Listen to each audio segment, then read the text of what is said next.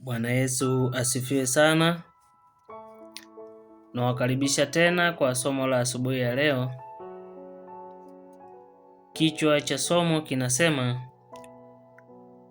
imani na ahadi za Mungu. Imani na ahadi za Mungu.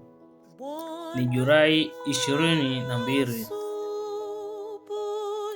Tuna kitabu cha Habakuki sura ya 2 mstari wa 1 na hadi wa 4. Anasema, tazama, roho yake hujivuna, haina unyofu ndani yake, lakini mwenye haki ataishi kwa imani yake. Basi tuombe. Mtakatifu, mtakatifu, mtakatifu, Baba yetu na Mungu wetu uishie mahali pa juu mbinguni, tunakushukuru sana kwa asubuhi ya leo. Tunasema asante Yesu kwa kuwa umekuwa pamoja nasi. Umetuamsha salama tukiwa wenye afya njema, jina lako litukuzwe. Somo hili Bwana, popote pale litakapofika, Bwana likawe msaada katika maisha ya watu. Likanisaidie mimi mtoa somo, likawasaidia na wasikilizaji watakaolisikiliza. Tunaomba Roho wako mwema akawe mnenaji, mimi nikatumike tu kama chombo.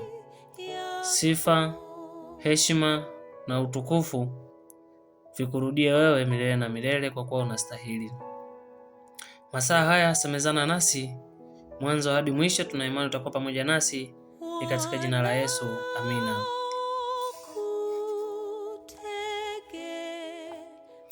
Wakati Yosia alipoanza kutawala, na kwa miaka mingi kabla ya hapo, watu wenye moyo wa kweli katika Yuda walikuwa wakihoji iwapo ahadi za Mungu kwa Israeli ya kale zingeweza kutimizwa.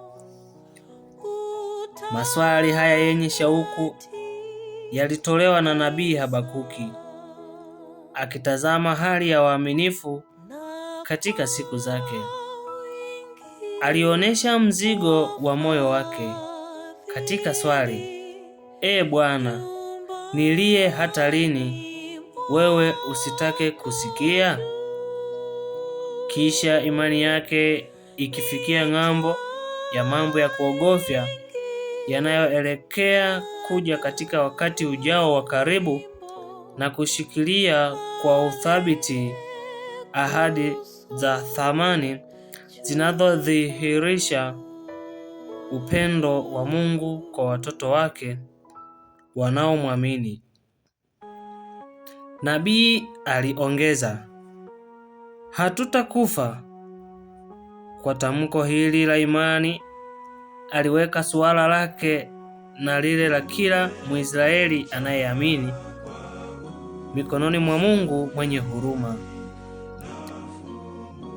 Imani ile iliyomtia nguvu Habakuki na watakatifu na wenye haki wote katika siku hizo za majaribio makubwa, ilikuwa ni imani ile ile ambayo inawategemeza watu wa Mungu leo.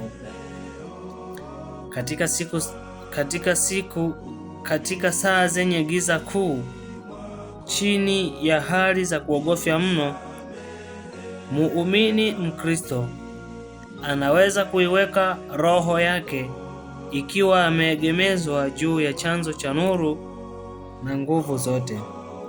Siku baada ya siku, kwa njia ya imani kwa Mungu, tumaini lake na ujasiri vinawezwa kufanywa upya. Mwenye haki ataishi kwa imani yake. Ni lazima tuthamini na kuikuza imani ile ambayo manabii na mitume wameshuhudia juu yake. Imani ile ambayo inashikilia ahadi za Mungu na kungojea ukombozi katika wakati na njia yake aliyopanga. Neno la unabii lililo hakika litafikia utimiaji wake na mwisho katika ujio wa utukufu wa Bwana na mkombozi wetu Yesu Kristo, akiwa ni mfalme wa wafalme na Bwana wa mabwana, pamoja na nabii ambaye alijitahidi kuwatia moyo Yuda katika wakati ule wa uasi usio na kifani. Hebu na tuseme kwa ujasiri, lakini Bwana yumo ndani ya hekalu lake takatifu, dunia yote na inyamaze kimya mbele zake. Hebu daima na tuweke katika kumbukumbu ujumbe ule wa kuchangamsha, maana njozi hii bado ni kwa wakati ulioamriwa. Inafanya haraka ili kuufikia mwisho wake, kwa kuwa haina budi kuja, haitakawia. Katika somo hili kwamba tunajifunza imani yetu ndiyo itakayotusaidia sisi kupokea ahadi za Mungu. Ni lazima tuthamini na kuikuza imani ile ambayo manabii na mitume wameshuhudia juu yake. Kwa hiyo imani tunapaswa kuwa na imani kubwa sana, kwa sababu hiyo imani ndiyo itakayotusaidia sisi kuweza kupata uzima wa milele. Imani tukijumulisha na matendo, Mungu atatusaidia sana, na hakika tutaweza kushinda yote ambayo yapo mbele yetu. Kwa Mungu atusaidie sana kwa asubuhi hii ya leo. Tutambue kwamba tunapaswa kuwa na imani ili tuweze kupokea zile ahadi ambazo Mungu ametuwekea. Anasema,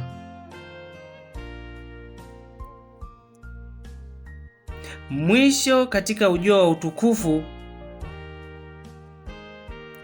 wa Bwana na Mwokozi wetu Yesu Kristo, akiwa ni mfalme wa wafalme na Bwana wa mabwana, pamoja na nabii ambaye alijitahidi kuwatia moyo Yuda katika wakati ule wa uasi usio na kifani. Hebu na tuseme kwa ujasiri, lakini Bwana yumo ndani ya hekalu lake takatifu, dunia yote na inyamaze kimya. Kwa hiyo tunapaswa kulitangaza neno la Mungu ili anaporudi tuweze kwenda naye. Somo letu linaishia hapa, na Mungu atubariki sana.